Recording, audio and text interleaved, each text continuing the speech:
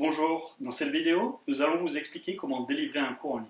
Étant professeur de mathématiques en classe préparatoire, j'ai besoin d'avoir l'équivalent d'un tableau pour présenter mon cours. Je vais essayer d'expliquer comment faire cela avec le minimum de matériel possible.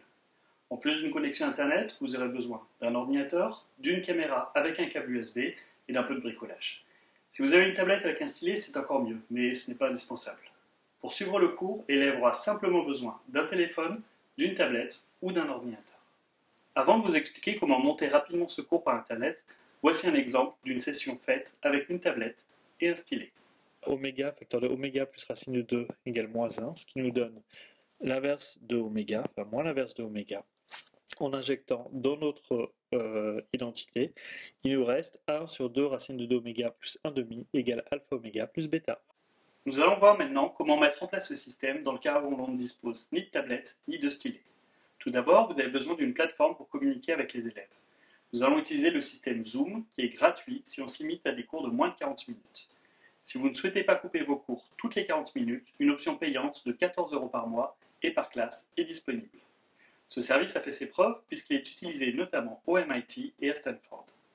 Pour faire des vidéoconférences, un service de qualité est indispensable. On peut tolérer quelques délais sur l'image, mais les sautes de son sont insupportables et les services comme Zoom permettent à l'élève d'appeler un numéro pour avoir le son par téléphone si jamais le son par Internet pose problème.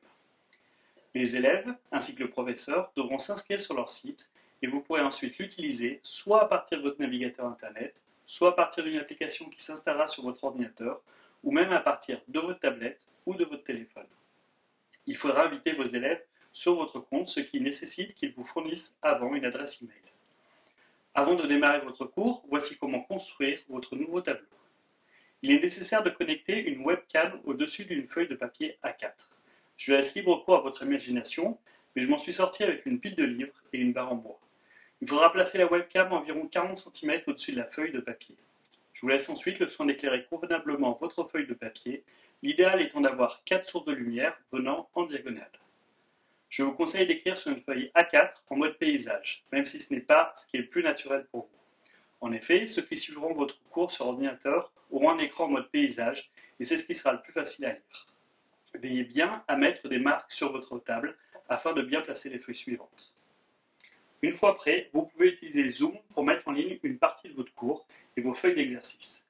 Pour ma part, je distribue un plan de cours et j'écris sur ma tablette les démonstrations et je fais les exercices classiques au fur et à mesure du cours. Les élèves peuvent communiquer avec le prof pour poser des questions, mais il faut reconnaître que c'est un peu plus difficile à gérer qu'en classe. Je recommande aux élèves de poser des questions par écrit sur le chat qui est disponible pendant la session. Voilà une brève introduction au système que l'on peut mettre en place si on doit continuer le cours en dehors de notre établissement. J'espère que cette petite vidéo vous donnera des idées pour construire votre propre système de cours à distance. Bonne journée et bon cours avec votre nouvelle plateforme.